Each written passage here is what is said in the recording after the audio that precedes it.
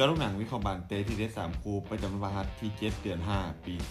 2026เขามาเริ่มเป็นคุยหนึ่งในศึกยูโรปาลีกรอบ4ทีมสุดท้ายนัดที่2เตะในเวลา20:00ของคืนนี้การพบกันระหว่างแอสตันวิลล่าจะเปิดบ้านต้อนรับการมาเยือนของนอตติงแฮมฟอเรสต์ผลการแข่งขันในนัดแรกเป็นนอตติงแฮมฟอเรสต์ที่สามารถกลุ่มความได้เปรียบด้วยการเปิดบ้านเสือนเอาชนะแอสตันวิลล่ามาด้วยสกอร์1-0แอสตันวิลล่าเจ้าบ้านพวกเขาฟ้องการเล่นส่วนหลังที่ค่อนข้างเก่งพอสมควรด้วยการแพ้3นัดติดในทุกรายการส่วนนอตติงแฮมฟอเรสต์ถือว่ากำลังอยู่ในช่วงที่มีความมั่นใจสุดๆด้วยการเก็บชัยชนะได้5นัดติดต่อกันเกมนี้คาดว่าแอสตันวิลล่าพวกเขาจะเปิดเกมบุกใส่ตั้งแต่ต้นเกมอย่างแน่นอนเพื่อทวงประตูที่เสียไปกลับคืนมาแต่อาจจะไปเข้าทางฟอเรสต์ที่พวกเขาอาจจะลิ้นทับโดยจังหวะการเล่นเกมส่วนกลับที่เป็นจุดเด่นของพวกเขาเกมนี้ภาพรวมยังคงให้ฟอเรสต์ทีมเยือนมีโอกาสที่จะยันเสมอหรือบ่แพ้ค่อนข้างสูงการคาดการณ์สกอร์ที่น่าจะเกิดขึ้นแอสตันวิลล่าจะเปิดบ้านเสมอกับนอตติงแฮมฟอเรสต์ไปด้วยสกอร์1-1มาตอนวี2อยู่ที่รายการเดียวกันเตะในเวลา20:00ของคืนนี้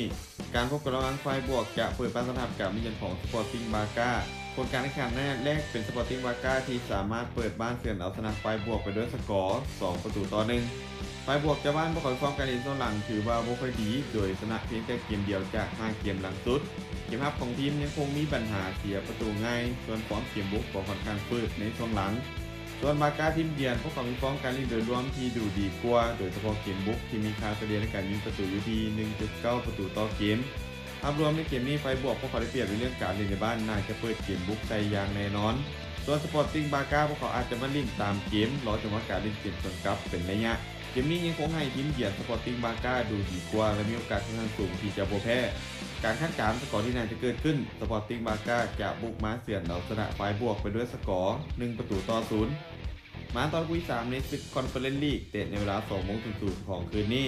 การพบกันระหว่างคิตตันพาเลตจะเปิดบ้านต้อนรับกับมิเยือนของซักตาโดเนต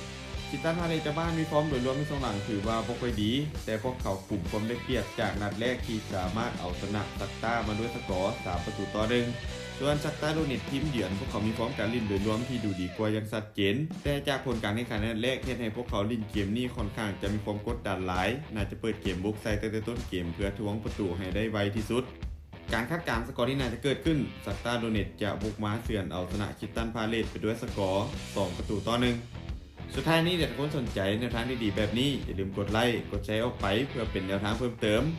และใครสนใจอยากลงทุนสามารถกดลิงก์ผ่านหน้าช่องได้เลยเด้อ